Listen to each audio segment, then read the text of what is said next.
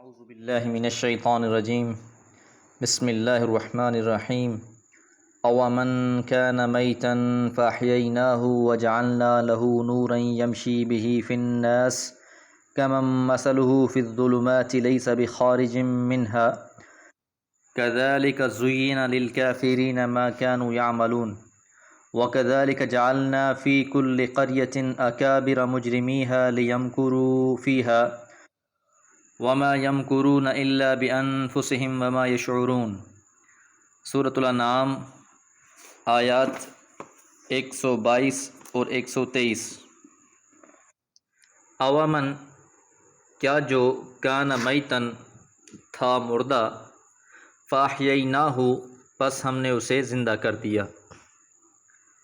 یہاں موت سے مراد کفر کی زندگی اور حیات سے مراد ایمان کی زندگی ہے، کہ جو شخص کفر میں تھا وہ مردہ تھا،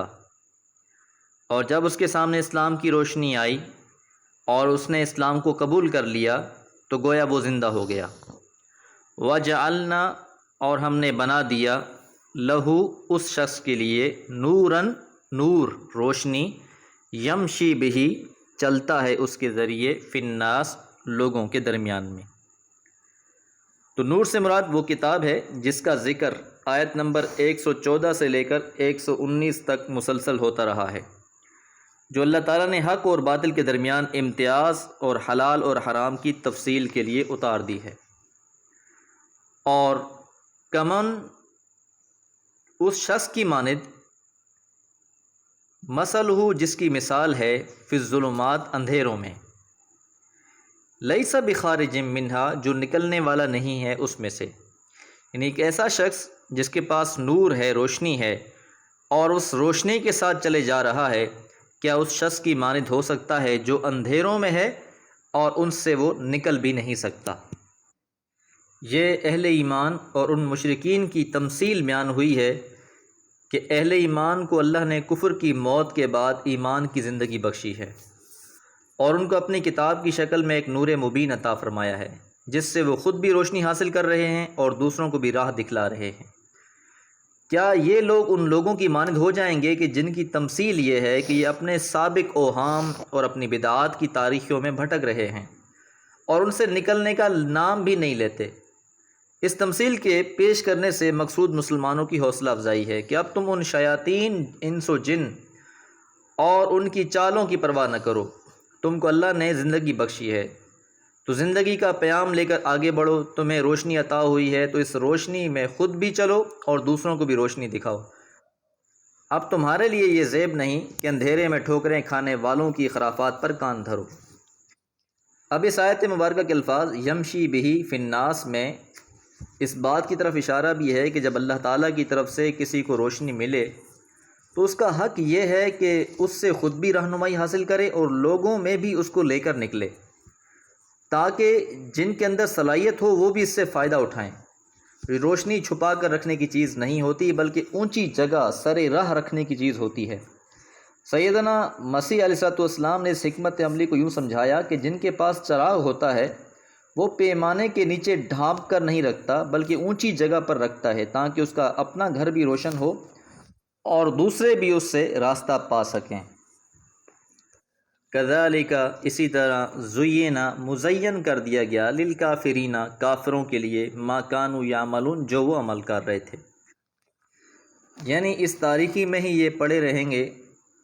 جس پر یہ بضد ہیں، تمہاری دکھائی ہوئی روشنی سے وحشت زدہ ہو رہے ہیں،